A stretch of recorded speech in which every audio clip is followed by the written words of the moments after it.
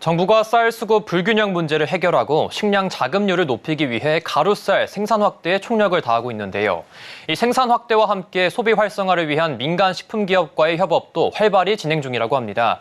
이 가루쌀이 무엇인지, 정부와 식품업계가 어떤 노력을 하고 있는지 서지은 기자와 얘기 나눠보도록 하겠습니다. 안녕하십니까? 네, 안녕하세요. 네, 이 가루쌀이 전략 작물로 분류되는 걸로 저는 알고 있는데 일반 밥쌀과 어떤 차이가 있죠?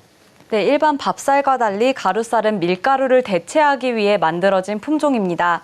흔히 알고 있는 쌀가루는 밥쌀을 빻아 만든 가루인데요. 가루쌀은 이름은 쌀이지만 쌀보다는 밀과 더 비슷한 특성을 가지고 있습니다. 밀처럼 껍질을 까고 부스러뜨리면 바로 반죽으로 만들 수 있습니다. 기존 쌀가루로 빵이나 면 등을 만들었을 때 약간 뻑뻑했던 식감도 개선됐습니다. 또 밀가루의 불용성 단백질 성분인 글루텐이 없어 건강을 중시하는 트렌드와도 잘 맞습니다. 생산 단계에서도 여러 장점이 있습니다. 기존 논밭 그대로 가루쌀 재배를 활용할 수 있어 여러 장점 중 하나로 꼽힙니다. 또 가루쌀 생육 기간이 짧아 밀과 이모작을 할 수 있는 게 국산 밀 생산을 늘리는 효과가 있습니다. 관련해서 농식품부 관계자 이야기 들어보겠습니다. 일반적으로 쌀 모내기는 저희가 5월 중하순에 하는데 가루쌀 모내기는 6월 말이랑 7월 초에 이루어집니다. 이렇게 모내기 시기가 늦기 때문에 밀을 수확하는 게 우리나라는 6월 한 중순 정도가 되거든요. 그래서 밀과 이 이모작에도 유리합니다. 네, 현재 정부에서 밀가루 대신 이 가루쌀 소비를 좀 촉진시키려고 하고 있는 것 같은데 이유가 어떻게 됩니까? 네, 밥쌀 소비가 급격하게 줄면서 쌀 공급 과잉이 문제가 되고 있기 때문입니다. 한국농촌경제연구원에 따르면 국민 1인당 쌀 소비량은 2000년 93.6kg에서 지난 2021년에는 56.9kg으로 40% 줄었습니다. 하지만 쌀 생산 농가는 공급을 갑자기 멈출 수 없어 쌀 수급 불균형 현상이 나타나는 것입니다. 이런 상황에서 가루쌀 산업 활성화가 쌀 수급을 완정화시킬 수 있는 하나의 대안으로 떠오른 것입니다. 동시에 1.1%에 불과한 밀 자급률을 개선할 수 있는 것으로 기대하고 있습니다. 쌀을 식품 원료로 사용하기 위해서는 물을 불리고 분쇄해 다시 건조해야 하는 등 비용과 시간이 많이 듭니다. 이에 비해 가루쌀은 기존 쌀 가공식품의 한계를 극복할 수 있을 것으로 전망하고 있습니다.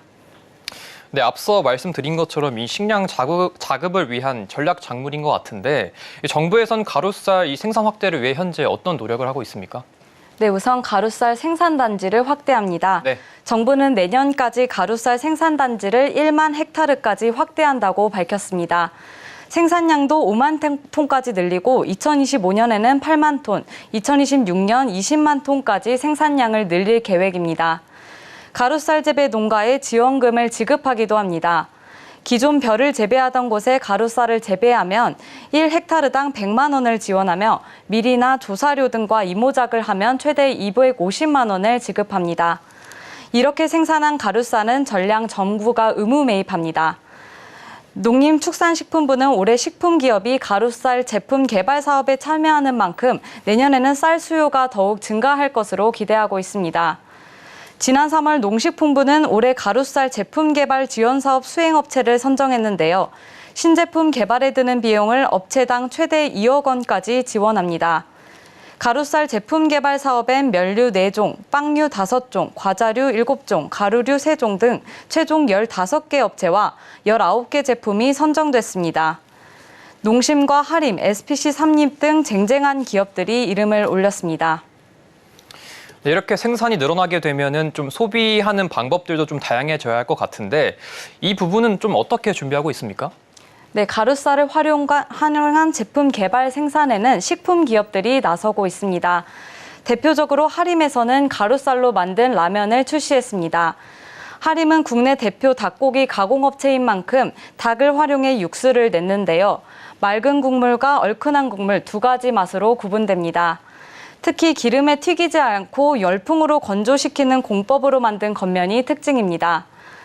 앞서 정부는 하림 외에 농심, 삼양 등 15개 업체를 가루쌀 제품 개발 기업으로 선정한 바 있는데요. 이 사업은 다음 달까지 마무리돼야 하는 만큼 농심과 삼양 등 타 라면 업체에서도 조만간 가루쌀 제품을 선보일 예정입니다. 네, 현재 지금 이 가루쌀 소비 방법이 주로 라면에 좀 많이 활용되고 있는 것 같은데 다른 사례는 좀 없습니까? 네, 앞서 SPC는 가루쌀을 활용한 베이커리 제품을 출시했습니다. 가루쌀은 일반 쌀 대비 굳지 않고 발효 속도가 빨라 베이커리 개발에 적합한 것으로 알려져 있습니다. 이번에 출시한 가루쌀 식빵과 휘낭시에는 중대형 마트에서 구매할 수 있습니다.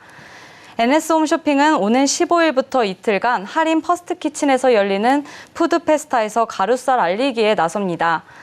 가루쌀의 생산과 가공 과정을 소개하고 빵, 과자, 면, 맥주 등 가루쌀로 만든 제품을 시식할 수 있는 홍보존도 마련됩니다. 네, 지금까지 서지은 기자와 가루쌀 관련 정부 정책과 식품가들의 제품 개발 현황에 대한 이야기 나눠봤습니다. 고맙습니다.